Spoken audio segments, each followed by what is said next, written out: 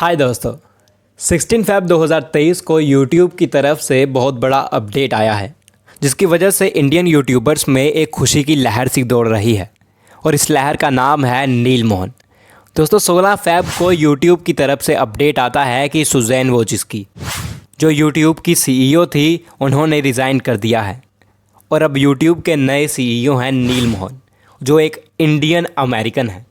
अब कुछ क्वेश्चन आते हैं कि सुज़ैन वोचिस्की ने रिज़ाइन क्यों किया, लेकिन इनसे परे इंडिया के लिए ये बहुत बड़ा प्राउड मोमेंट है, जहां बड़ी बड़ी कंपनीज़ के CEO लिस्ट में ऑलरेडी इतने सारे इंडियंस हैं। अब एक और इंडियन का नाम इस लिस्ट में जुड़ चुका है।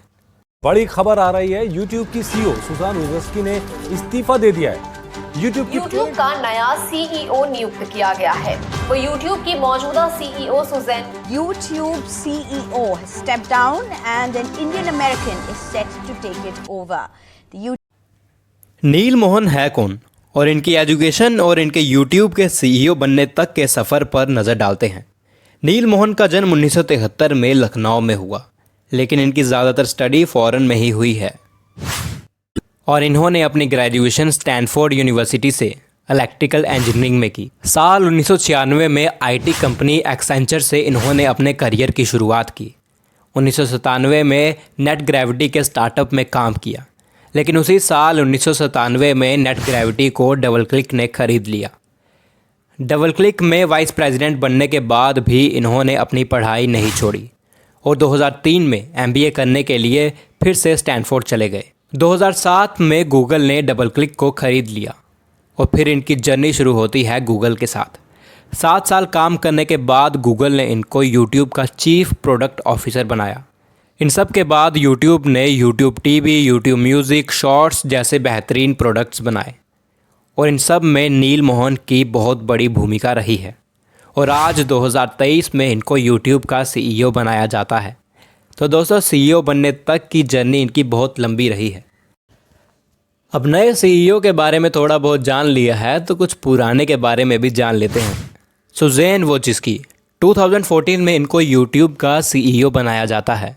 उससे पहले ये गूगल की एड प्रोडक्ट में वाइस प्रेसिडेंट बनकर काम करती थी। 9 साल तक इन्होंने YouTube की CEO बनकर काम किया है। 25 साल से गूगल के साथ जुड़ी हैं। अभी इन्होंने अपने रेजिग्नेशन की वजह को अपना पर्सनल टाइम बताया है। अभी अपनी फैमिली के साथ टाइम स्पेंड करना चाहती हैं और अपने पर्सनल बिजनेस को भी आगे बढ़ाना चाहती हैं। अब नील मोहन के CEO बनने से इंडियन यूट्यूबर्स को कुछ फ़ायदे हो सकते हैं, जैसे अपडेट को लेकर। दोस्तों जब भी YouTube में कोई अपडेट आता है, कोई नया फंक्शन आता है, तो वो हमेशा US में पहले आता है। जैसे अभी YouTube क्रिएटर म्यूज़िक के बारे में ही था, जिससे यूट्यूबर्स बॉलीवुड के किसी भी सॉन्ग को बिना कॉपीराइट के यूज़ कर सकते हैं। बस उसके बदले उनको सॉन्ग्स का लाइसेंस लेना है और कुछ वीडियो से जो पैसा आएगा उसका कुछ % शेयर करना पड़ेगा। लेकिन ये अपडेट US में लॉन्च भी हो गया है, लेकिन यहाँ अभी कुछ नहीं। तो अब नील मोहन शायद इन सब पर ध्यान दे सकते हैं कि इंडिया में YouTube का मार्केट बहुत बड़ा है और इन सब दिक्कतों को सुधारा जाए। लेकिन आप लोगों को क्या लगता है, आप ये कमेंट सेक्शन में बता सकते हैं।